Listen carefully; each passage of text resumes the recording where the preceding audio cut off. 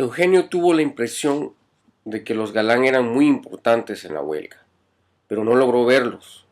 Recordó las novelas rusas que leyó en su juventud y le pareció ser uno de aquellos protagonistas, de cuál no podía precisarlo. Pensó que era indicado tener miedo y para su gran decepción no pudo gozar de aquel sentimiento exaltante.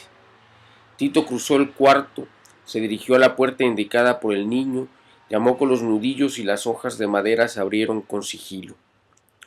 Tito desapareció tras ellas. Sus pantalones viejos de mezclilla, su chaquetón tan usado y sus botas vencidas dejaron perplejo a Eugenio. Caray, para ser obrero está demasiado pobre. Dicen que todo el salario se les va en beber. Y trató de descubrir en el rostro de Pedro y de sus amigos las huellas dejadas por el alcohol. Tal vez Eulalio era el único borracho, aunque era una temeridad pensarlo. A Eugenio se le ocurrió pensar que el mal humor de aquel hombre pequeño y gordezuelo se debía a la cruda, pues miraba a Pedro con ojos biliosos.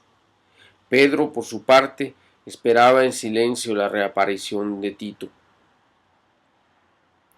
mientras que Ignacio, nervioso, se golpeaba la palma de la mano derecha con el puño izquierdo cerrado. No le parecía bien que hubiera entrado Tito solo a parlamentar con los Galán y observaba de reojo el disgusto de su amigo Eulalio. Eugenio sintió la tensión que montaba entre Pedro y sus dos compañeros, pero no dijo nada. Era curioso ver que también entre los obreros existieran diferencias. Era una lástima, una verdadera lástima. Observó que a los tres hombres sentados en sus sillas de tule,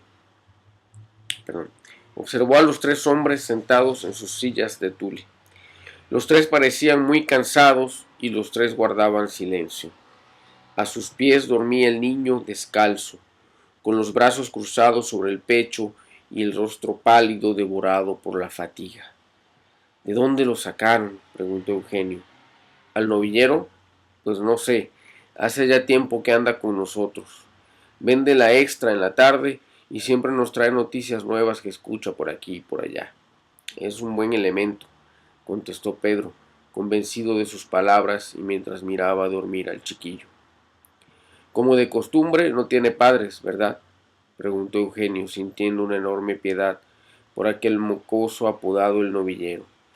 ¿El novillero? No, no tiene familia. Creo que su madre vive en Michoacán. De su padre no se sabe nada.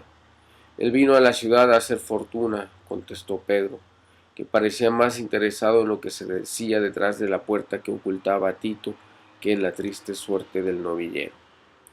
Es la falta de educación cívica la que produce casos como el de este niño, sentenció Eulalio con su voz aflautada.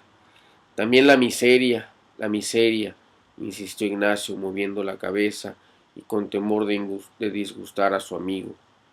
Por fin reapareció Tito. Parecía mortificado al cerrar la puerta por la que había salido con harto esmero. Compañero Eulalio, los compañeros prefieren guardar ellos mismos los documentos, les agradecen a ti y a Ignacio el sacrificio al que están dispuestos, pero en este momento no lo juzgan conveniente, anunció Tito. De acuerdo, no hay ofensa, compañero, aunque me parece muy arriesgado. Muy arriesgado estando ellos tan señalados, contestó Eulalio con aire decepcionado. Su amigo Ignacio lo miró con temor. Pedro apartó la vista de él y Tito trató de hacerle leve el rechazo. No sé si más tarde cambien de opinión. Tú sabes, compañero, que en momentos como este las situaciones varían en cuestión de minutos. Tu oferta de sacrificio queda en pie, no lo olvidaremos, camarada. Afuera continuaba lloviendo y los 5 hombres escucharon el caer de la lluvia sin volver a dirigirse la palabra, sumido cada uno de ellos en su propia fatiga y en sus propios pensamientos. De pronto el Eulalio rompió el silencio. Empezó a hablar con vehemencia en una jerga revolucionaria en la que abundaban las palabras carcomidas en las tribunas políticas. Ignacio, el amigo del orador, aceptó con paciencia aquel diluvio de palabras mientras que Pedro y Tito observaban con curiosidad la estatura mínima de Eulalio y su abundante gordura, como si fuera la primera vez que lo veían. Ninguno de los dos parecía dispuesto a tomar parte en la discusión solitaria de Eulalio, en la cual él se hacía las preguntas y se daba las respuestas. La lluvia golpeaba con insistencia los vidrios de la ventana y las llantas de los automóviles zumbaban sobre el pavimento mojado. Llueve, dijo Eugenio. Eulalio lo miró con rencor y detuvo su disertación. Ignacio trató de animarlo para que continuara, pero el hombrecito guardó un silencio obstinado. Voy a preparar café, anunció Tito.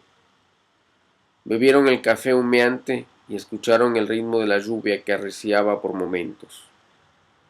La bebida caliente se esparcía por el interior del cuerpo de Eugenio, produciéndole un placer casi sentimental, el placer de sentirse acompañado. De pronto se dio cuenta de que se hallaba entre sus iguales, los desheredados, y el hecho de beber con ellos un café caliente en una noche de lluvia, en el corazón de la ciudad ajena a sus pesares, lo llenó de cordialidad hacia sus compañeros. El poder le pareció absurdo, inhumano y alejado para siempre de ese instante inefable en la casita de Chabacano, en donde por primera vez gozaba del peligro y de la compañía de los conspiradores. Miró los ojos tristes de Tito y los cabellos castaños de Pedro. Observó sus botas manchadas de grasa negra de las vías de los ferrocarriles, sus pantalones de mezclilla desteñida, sus camisas a cuadros y sus chaquetones remendados. Sintió vergüenza por su traje de casimir y su camisa high life. Nunca había pensado con seriedad en la gravedad de la pobreza. ¿Qué pedían con su huelga? Pedían muy poco. Bastaría con que sus amigos, sus hermanos, suprimieran un año las compras de sus automóviles de lujo para satisfacer la miseria que pedían los hombres que guardaban la estación. La suma que él pagaba en un buen restaurante cuando tenía la ocurrencia de darse buena vida era mucho mayor que el aumento pedido por cabeza por el comité de huelga. Es estúpido no darles lo que piden, se dijo, sintiéndose culpable, y miró a Ignacio tan mal vestido como sus compañeros, y que en ese momento, con los brazos caídos, miraba sin esperanzas a Eulalio. Este se movió en su silla, miró largo rato al novillero que continuaba durmiendo, se puso de pie, levantó los brazos y exclamó: «Camaradas, me retiro, veo que todo está en orden». «Nosotros nos quedamos», dijeron Pedro y Tito. Ignacio imitó a su amigo, se puso de pie, se frotó los ojos enrojecidos por las desveladas y anunció que también él se iba. Eugenio se ofreció a llevarlos en su coche. Salieron corriendo de la casita para evitar la lluvia y el lodo. Apenas subieron al automóvil, Ignacio se deshizo en quejas. ¿Cómo era posible que le hubieran negado a Eulalio la guarda de los documentos? Él y ningún otro había sido uno de los grandes promotores de la huelga. Su colaboración había sido definitiva. No era justo que Tito y Pedro, dos elementos sin gran importancia, se tomaran tamañas prerrogativas.